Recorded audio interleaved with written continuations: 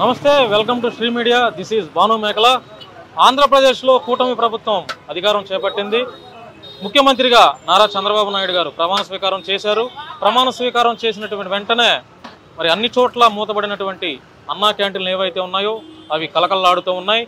మరి వాస్తవానికి మంచి విషయం అనేది ఏదైనా సరే మంచి చెప్పాలి కాబట్టి గత ప్రభుత్వంలో 5 ఏళ్ల పాటు ఎక్కడా కనపడినటువంటి అన్నా క్యాంటీన్లు, మరి పేదవాడు కనీసం రోడ్డు మీద కూలీ పని చేసుకునే వాళ్ళకి ఇటువంటి భోజనం అనేది చాలా ఇంపార్టెంట్. ఎందుకంటే ఒక రిక్షా దొక్కునే వ్యక్తి 100 రూపాయలు 150 రూపాయలు అతను ఒక రోజుకి సంపాదిస్తే అతను భోజనం చేసుకునే పరిస్థితి అయితే ఉండదు.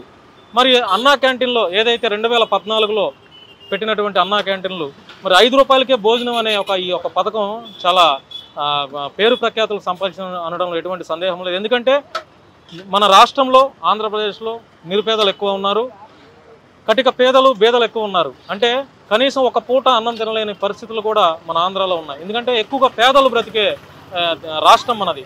మరి ఏదేమైనా కూడా కూటమి ప్రభుత్వం అధికారంలోకి వచ్చిన తర్వాత చంద్రబాబు నాయుడు గారు ప్రమాణ స్వీకారం చేసిన తర్వాత అన్నా క్యాంటీన్లు కలకల్లాడుతూ ఉన్నాయి. పేదలు మీరంతా చూసినట్లయితే పేదలు ఎక్కువగా మరి 5 రూపాయలకే ఈ భోజనం అనేది చేస్తున్నారు. ఒకసారి ఈ అన్నా క్యాంటీన్లో ఏమేమి మెనూ పెట్టారనేది కూడా ఒకసారి మనం చూద్దాం. పులిహారతో పాటు మరి పెరుగన్నం కూడా పెడుతున్నారు. పులిహారతో పాటు పెరుగన్నం. ఒకసారి ఇక్కడ అన్నా క్యాంటీన్లో భోజనం చేసే వారిని ఒకసారి అడిగి వారిని తెలుసుకుందాం. పెద్దయినా చెప్పండి, ఎలా ఉంది? నాకు 70 సంవత్సరాలు. నాకు అవకాశం ఉన్నప్పుడల్లా వచ్చి చేస్తాను. బాగుంటుంది, ఇబ్బంది లేదు. 10 మంది కాదు 100 మంది వచ్చినా కానీ ఎప్పుడు అందరికీ ఉంటుంది, అది ముఖ్యం. గత ప్రభుత్వంలో అన్నా క్యాంటీన్లు మూతపడిపోయినా ఇప్పుడు మళ్ళీ తెరిచారు.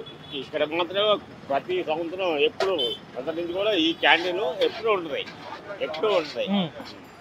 ఎలా ఉంది ఇప్పుడు భోజనం? క్వాలిటీగా ఉందా? ఎప్పుడు బాగుంటుంది, క్వాలిటీగా ఉందా? ఇవాళ ఇబ్బంది లేదా అనే మాట లేదు. మీరేం పని చేస్తారు? నేను కూలి పనే.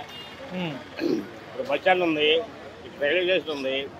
ఎంతమంది ప్రయాణికులు వెళ్తూ ఉంటారు, వస్తారు అట్ట 1 గంటకి కరెక్ట్గా వచ్చేసి మొత్తం వెళ్ళిపోతారు. మంచినీళ్ళు కూడా సదుపాయంగా ఉంటాయి, ఇబ్బంది ఏమీ లేదు. బాగుంది. అన్నా క్యాంటీన్లో ఏర్పాటు చేసిన తర్వాత కడుపు నిండా తింటున్నారా? రోజు ఇక్కడికే వచ్చి భోజనం చేస్తున్నారా?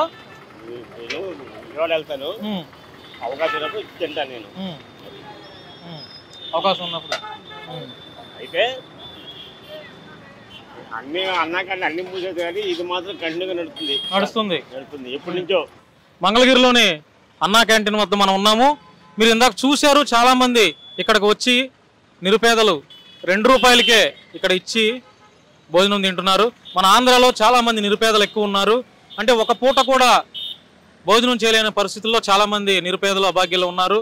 మరి వారికి అన్నా క్యాంటీన్ అనేది చాలా చక్కటి, అంటే ఒక పూట కూడా తినలేని వారికి కడుపు నిండా ఒక పూటైనా అన్నం తినిగే ఈ యొక్క మంచి పథకం ఇది అన్నా క్యాంటీన్. ఏదేమైనా సరే నారా చంద్రబాబు నాయుడు గారిని మా శ్రీ మీడియా ద్వారా కూడా సవినయంగా కోరుకునే విషయం ఏంటంటే 5 ఏళ్ల పాటు ఈ అన్నా క్యాంటీన్ని ఎన్ని కష్టాలైనా సరే నష్టాలైనా సరే అన్నా క్యాంటీన్ని మీరు రన్ చేయాలని చెప్పి మా శ్రీ మీడియా ద్వారా మిమ్మల్ని వేడుకుంటున్నాం సార్. ఎందుకంటే మన రాష్ట్రంలో నిరుపేదలు ఎక్కువగా ఉన్నారు, అనాథలు ఎక్కువగా ఉన్నారు.